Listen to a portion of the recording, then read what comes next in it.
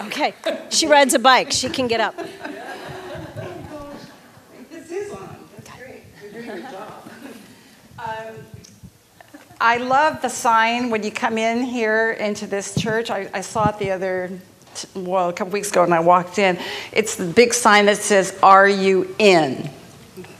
And it so reminded me, one of the fun family things that we did a while ago as the grandchildren get older, you have to start thinking a little more creatively, sometimes about, getting the family together. And so I'm sure some of you have done this, but we have done for a number of years now this thing where you get into teams, your family members, you're paired up into teams of 3 and 4, you get in the car and you have a whole list of photo shoots that you're supposed to take, right? And then you come back and you get so many points, you stream them on the television and get so many points for who was the most creative and who really got that number and who got so many points.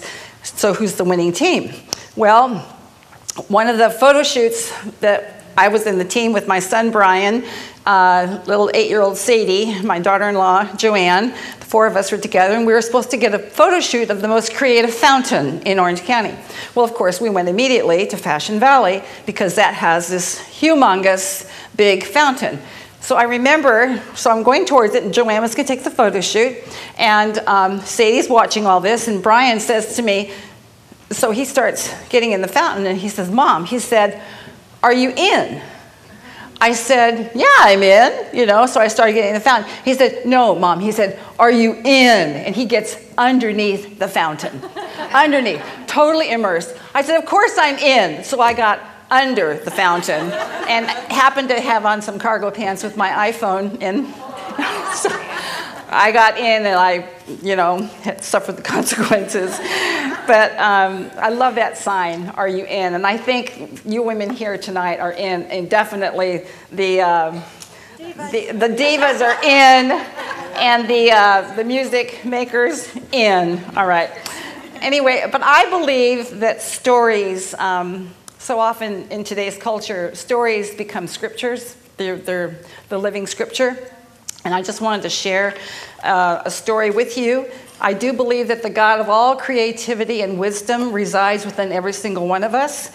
And the God who speaks anytime, anywhere, using any circumstance you can imagine.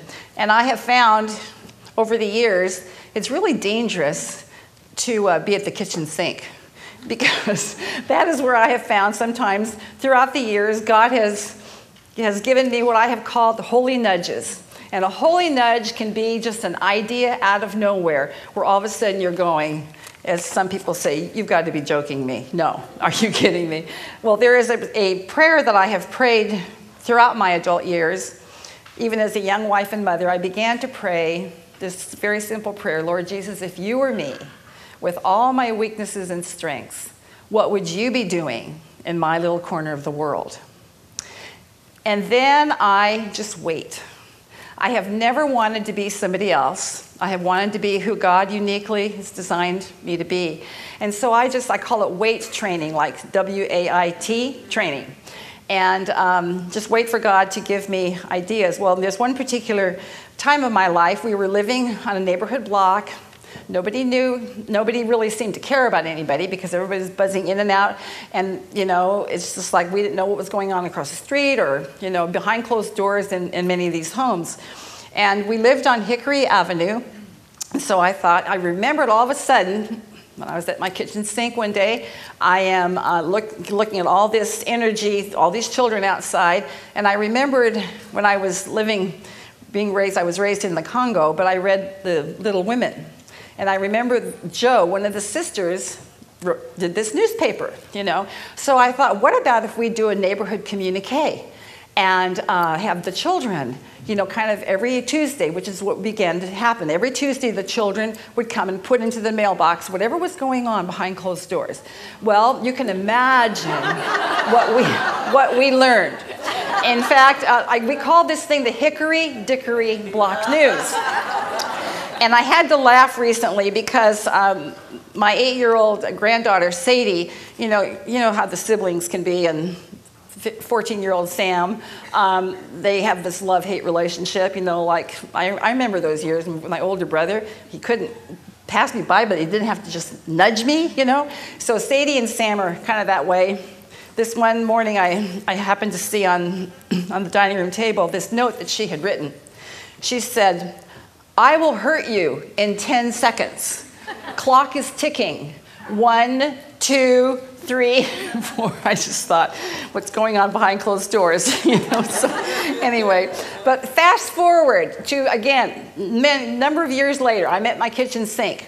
I happened to be watching the Hawaii Ironman triathlon, and there is a 39-year-old woman who is attempting this feat, and she didn't know I even existed.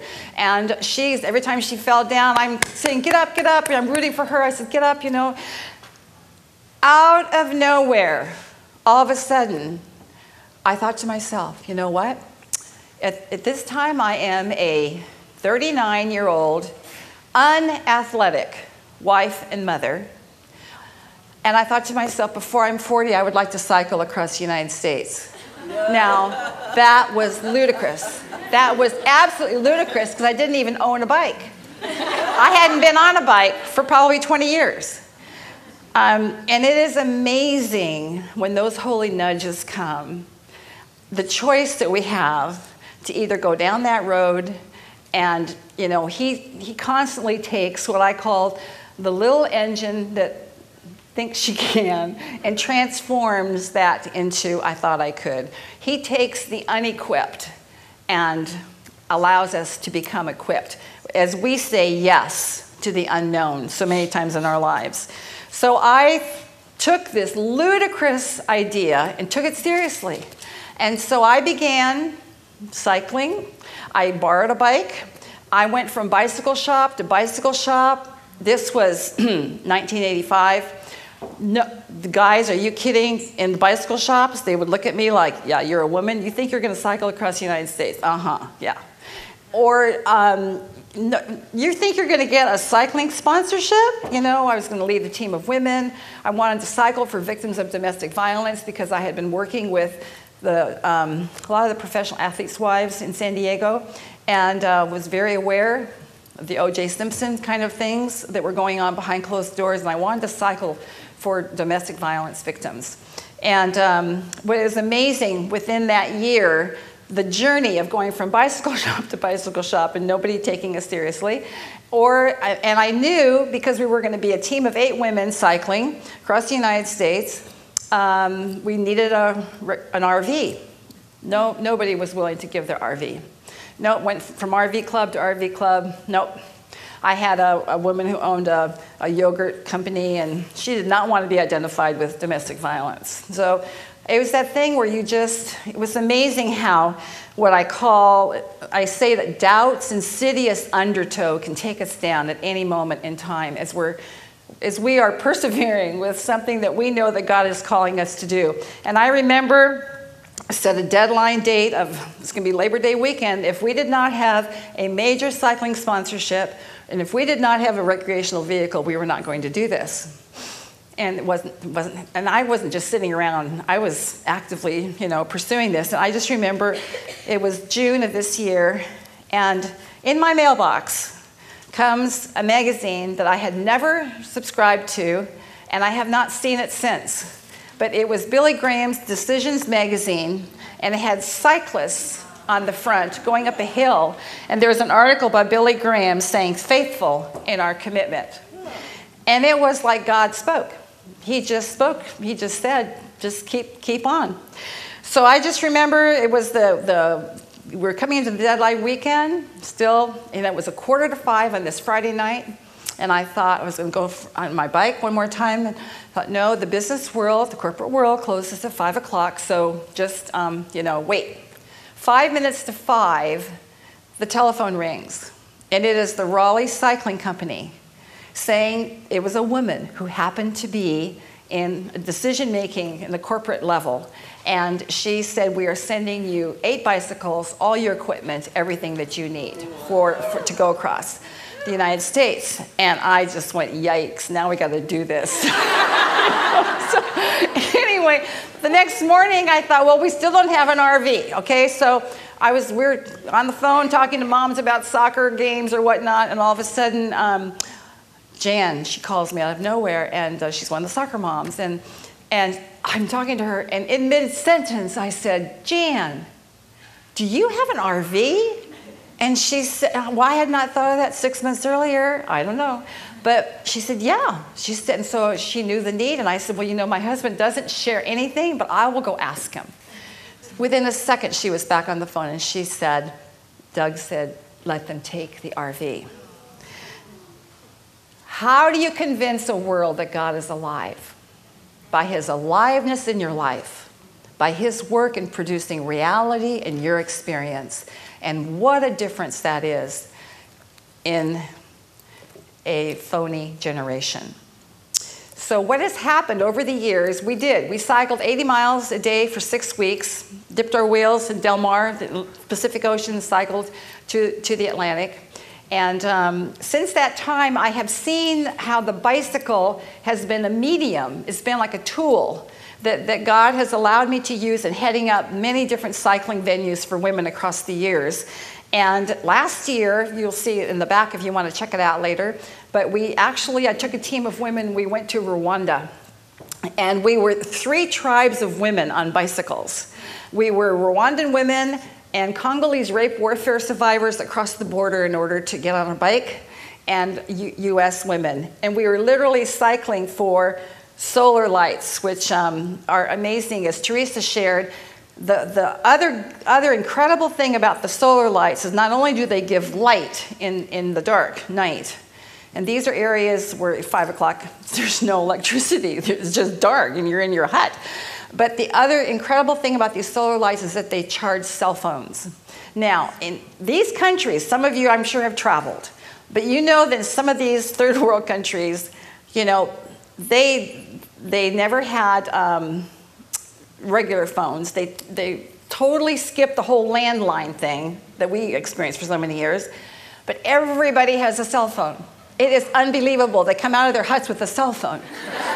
But there's no electricity. And so they get on a bike and they have to cycle for maybe a couple hours to a storefront that will charge them for to charge their cell phones. Well, one of these rape warfare survivors will have a light, solar light, that she can charge people to charge their cell phones. She can charge them 680 francs. It's about $1. But it is amazing how it is providing income, incredible income for these women. To all of a sudden, they don't have to grow their tomatoes, and they don't have to grow the carrots, and they don't have to sell the bunnies or the rabbits or the goats or carry the charcoal on their head. All of a sudden, they've got a light, and the sun is free. And so it's amazing the income that it is giving these women. And what was truly amazing, what happened this last year was I've been working with one of the coaches that's working with Team Rwanda, and she is working with some African women wanting to qualify them for the 2016 Olympics. And so I went after 30 years, I went to the Raleigh Cycling Company in Seattle, and I asked if we could get 6 bicycles for 6 African women that are trying to qualify for the 2016 Olympics. And one of their the women in a position that was a decision maker, she pushed it through. And so six bicycles are going to Africa for these 6 African women. Now, we live in a culture, as we all know, that is consumed with false values. Possessions, what do I have?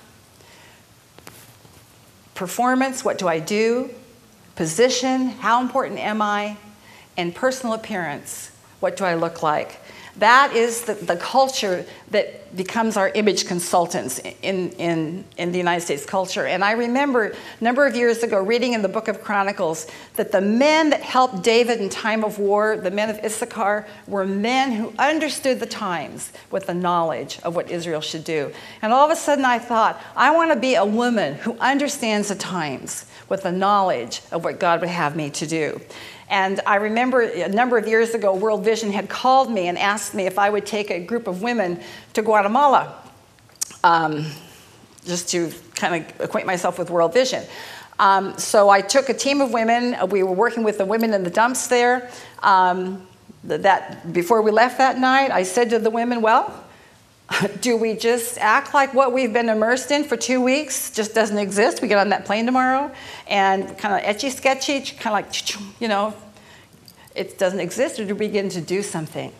And so that was the initial beginning of Women of Vision with World Vision many, many years ago. And since that time, I have been developing, I'm no longer with World Vision, because I got married to Tim Hansel a number of years ago.